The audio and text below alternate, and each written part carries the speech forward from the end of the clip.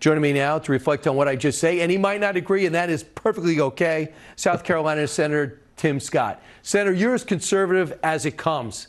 But do you agree with my premise? Well, Brian, let me first say congratulations on your one-year anniversary. That is a big deal. And thank God your viewers appreciate who you are and what you stand for. I certainly do. You're one of the most intellectually honest individuals on TV. God bless you. To your point, I thank you for your monologue. I will say that America benefits from inspirational leadership. We haven't seen that much in the political forum.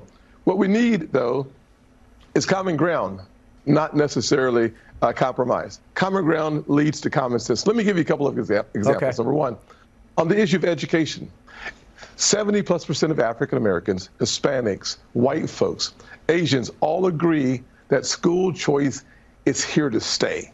67% of Democrats, 68% of independents, and 70+% of Republicans all agree. When we start thinking about the American people, and not Republicans or Democrats, you find common ground. Common ground leads to common sense. Inflation, another really important issue. Prices are too high, wages are too low. The answer is not for the government to step in and give away more money. That led to 8% inflation for 9 consecutive months. What we need is to understand that the power is with the people. Give them their money and let them make their own decisions. Those are two very important issues. The border. This is another issue where all Americans agree, most Americans agree, that we have to have a secure border for us to have a country that we can be proud of. Without those three common sense positions, nothing else happens. So common sense and common ground, they go together. So a strong border is Tim Scott's no-go zone. You believe that. I obviously believe that, too. You got to have a secure border. It doesn't mean you're anti-Hispanic. Doesn't mean you don't like other people or immigrants. I think we all understand that. But where the rubber hits the road is a lot of people feel as though the rich have it too good, and it's at the sacrifice of the working class and the poor. And fundamentally, the way to change that is to spend. Let's take some of that money and spend it. And if you don't, you're greedy. And that's really what we see with the $6 trillion spent over the last 2 years. Well, what we see is the failure of spending $6 trillion that led to the highest inflation in more than 40 years. What actually happened to the working class American is that their spending power went down, not up with all that spending. What we know on our side of the aisle is that solutions don't come in red or blue. They come in red, white, and blue. So the American solutions work for the American people. And what we know is that when we reduced taxes, revenues to the Treasury went up, fine. But more importantly, $4,000 went back in your pockets. And by spending that money, we had the best economy we've seen in a very long time. The lowest unemployment for African Americans, Hispanics, 70-year low for women. Why? Because America trusted Americans and not the government. And I think the last administration made inroads with the Hispanic vote, not because they had a catchphrase, because of the execution of what you guys did. So I think one of the most intriguing things for me is seeing that Iowa sign into law that $8,000 student account that allows that kid to go to a private school if public school, they felt failing them. For one, I had a great school, but I did not, my and Dad did not have a dollar to send me to a private school. You had a similar situation. This is changing, and this really gives power to the students. Absolutely. Thank you for pointing out Governor Reynolds, a good friend of mine.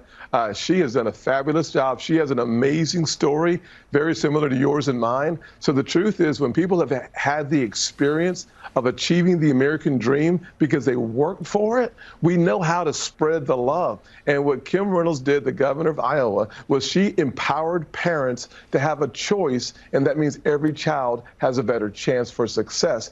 Listen, Brian, our future as a nation isn't in black or white. It's in educated or uneducated. It doesn't matter whether it's a college degree or if you're in an apprenticeship program. If we equip the future of America with Americans who are highly educated, lifelong learners, woo, Katie, bar the door.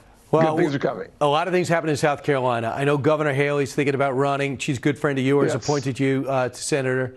I know that in South Carolina, this guy named Tim Scott, I know Trey Gowdy's got a book out, and you think that's the biggest story. Tim Scott's going to be going to some early primary states. How close are you to making a decision about running, Tim?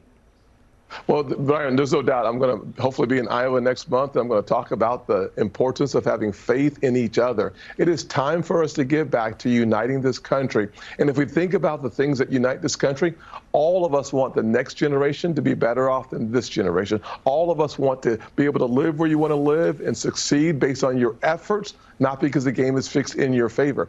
The good news is This is America. We are the most exceptional nation on earth. If there's traction for that story, I hope to go to another state and then another state and another state. So we'll see what happens. But the good Lord's blessed me with living the American dream. Right. Donald Trump will be in South Carolina this weekend, and then he's going over to New Hampshire. So as you know, he is in. And I know you guys are buddies, so it might be tough for you to run against him. But it doesn't look like it will dissuade you, right?